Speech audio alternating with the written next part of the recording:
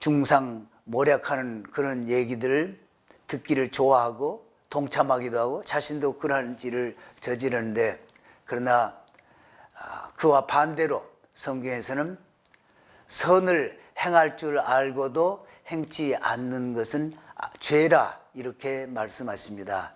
반유태주의입니다. 하마스를 옹호하는 시위가 계속되고 있고, 또 이 전쟁을 치르고 있는 이스라엘을 지극히 비난하는 그런 일들이 일어나고 있습니다. 하마스를 옹호하는 것은 살인의 폭력적인 악을 인권으로 둔갑시켜 반유태주의를 조장하고 있는 행동입니다. 5월 6일은 국제 홀로코스트 기념일입니다. 600만 명의 유태인들이 처참하게 가스실에 제물로 죽은 홀로코스트는 21세기에 다시 되살아난 것 같습니다.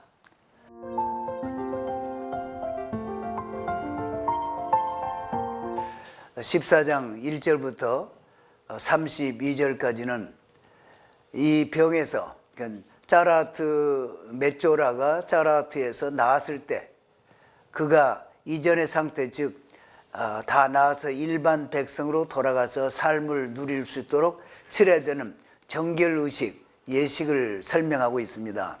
이것을 요약해서 보면은 정결하게 되려면 다음 3단계를 거쳐야 한다는 것을 볼 수 있습니다. 첫 단계로 먹을 수 있는 정결한 산놈, 새 2마리, 그리고 백향목, 홍색실, 우슬초를 준비를 합니다.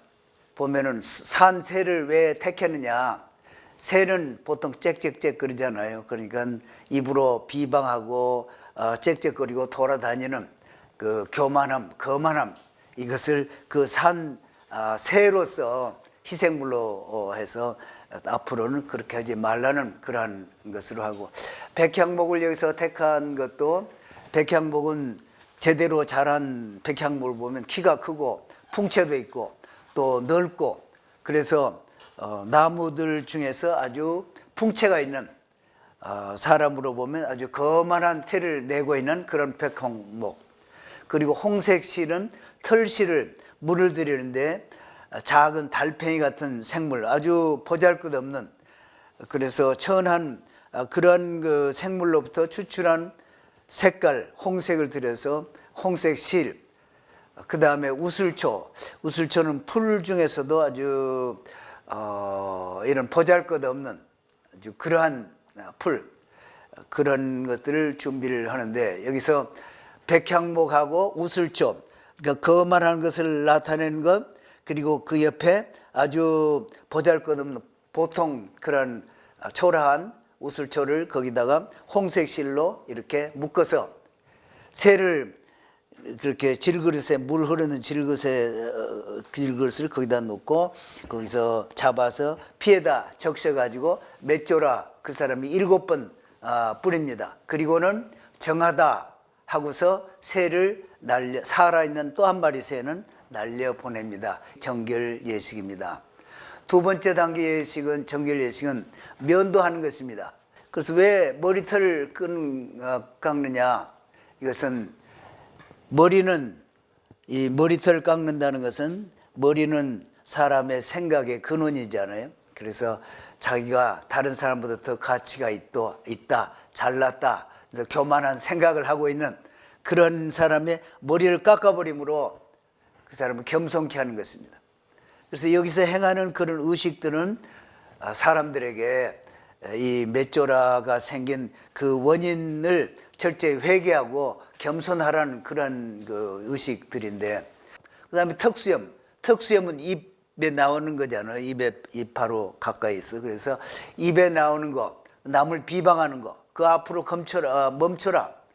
또 눈썹은 이렇게 가늘게 들고 아주 질투로 사람을 쳐다보는 그러한 모습. 그래서 그렇게 함으로써 다른 사람의 명예를 파괴시키는 그런 동기를 제거하라, 그런 뜻으로 눈썹을 미는.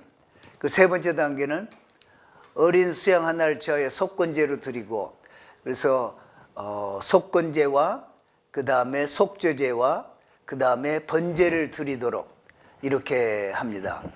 그래서 속건제를 이제 수양 하나를 잡아서 그 희생의 피를 오른쪽 귀에 바르고, 그 다음에 오른편 엄지손가락에 바르고, 그리고 오른발 엄지가락에. 그래서 이제 이후로는 그러한 행동을 듣고 행하는 모든 일에서 개선을 하라, 이런 의미로 이렇게 하는 것입니다. 그 다음에 또 기름을 발라서 하나님 앞에 뿌리고, 그래서 거룩함으로 이제는 그 귀와 손과 발을 하나님 앞에서 거룩하게 지키라 하는 뜻으로 기름을 바르고, 그 다음에 속죄제와 번제를 드려 속죄와 거룩의 단계로 나아갑니다. 그래서 이 세 가지 제사는, 속건제는 맷조라가 된 그 원인 행위에 대한 죄를 속하는 것이 속건제고, 그 다음에 속죄제는 맷조라로 지금 살면서 일반인으로부터서 가족으로부터서 격리돼서 살면서 고통 중에 자기도 모르면서 지었을 그러한 죄에 대한 것을 속죄하는 것이 속죄제고, 그 다음에 번제는 마지막으로 그런 것을 다 정결케 한 다음에, 그런 죄를 다 씻고 난 다음에 하나님 앞에 나도 이제 다시 하나님 앞에서 영적으로 높여져서 하나님께서 인정해 주시고 또 그러한 단계로 이르렀다는 것을 이 제사장으로부터 확증을 받고 다시 백성의 한 부분으로 되돌아갈 수 있게 하는 이런 마지막 단계. 예수님께서 이 땅에 오셨을 때에도 문둥병을 고쳐주시는 것을 볼 수 있습니다. 그럼 왜 예수님께서 문둥병을 고치실 수가 있을까요? 그 이유는 오직 제사장만이 문둥병에 걸린 사람을 진단할 수가 있었는데, 마찬가지로 예수님은 예수님의 사역 중 하나인 대제사장 신분으로 이 땅에 오셨기 때문에 문둥병의 치료가 가능했던 것입니다. 예수님께서 문둥병을 치료하신 구절들을 보면 마가복음 1장 40절에 44절에도 나와 있고, 문둥병을 치유하신 예수님이 제사장에게로 가서 문둥병 치유됨을 보이라 하신 이유는 하나님의 법을 준수하기 위함입니다. 이 레위기서 14장 1절부터 조금 전에 읽어드린 그 말씀대로 예수님께서 그대로 법대로 가서 제사장에게 보여서 확증을 받으라, 그 예물을 드려서 그런 과정을 거치라, 이런 얘기죠. 또 누가복음 17장 19절, 여기 누가복음 7장 19절에서 23절을 보면은 문둥이가 끄끄담을 받으며, 여기에 문둥병 환자, 그러니까 맷조라가 깨끗함을 받는 이것을 특별히 언급을 하고 있는 것을 볼 수 있어요.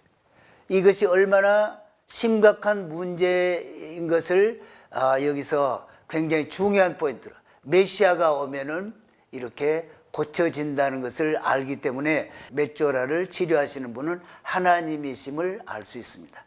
이 구절들은 주님이 문둥병을 치료한 구절인 반면 7장 20절에서 마가복음께서 문둥병이 발생하는 이유에 대해서도 말씀하십니다.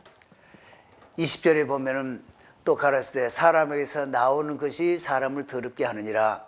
속에서 곧 사람의 마음에서 나오는 것은 악한 생각, 곧 음란과 도적질과 살인과 간음과 탐욕과 악독과 속임과 음탕과 흘기는 눈과 회방과 교만과 광패니, 이 모든 악한 것이 다 속에서 나와서 사람을 더럽게 한다, 그렇게 말씀하신 것입니다. 따라서 이 말씀을 볼 때 우리의 안과 밖에서 지은 모든 죄를 치유하실 수 있는 분은 오직 예수님이시구나 하는 것을 보여주고 계십니다.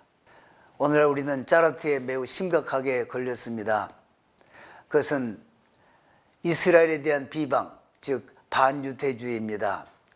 열방에 퍼져 있는 이 반유태주의 역사는 그 뿌리가 매우 깊습니다. 지난해 10월 7일 하마스 테러리스트들이 이스라엘을 침공하여 1,500여 명을 매우 잔인하게 살상하고 인질로 200명 이상을 억류했습니다. 많은 사람들의 생명이 어떻게 됐는지 알 수가 없습니다. 지금도 이스라엘 전쟁은 계속되고 있습니다.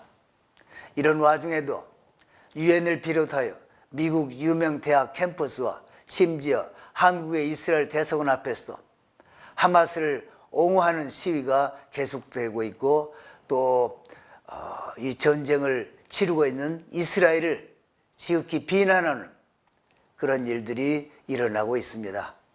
하마스를 옹호하는 것은 살인의 폭력적인 악을 인권으로 둔갑시켜 반유태주의를 조장하고 있는 행동입니다. 5월 6일은 국제 홀로코스트 기념일입니다. 600만 명의 유태인들이 처참하게 가스실에 제물로 죽은 홀로코스트는 21세기에 다시 되살아난 것 같습니다. 사람이 선을 행할 줄 알고도 행치 않는 것은 죄라고 하십니다. 야고보서 4장 17절 말씀입니다.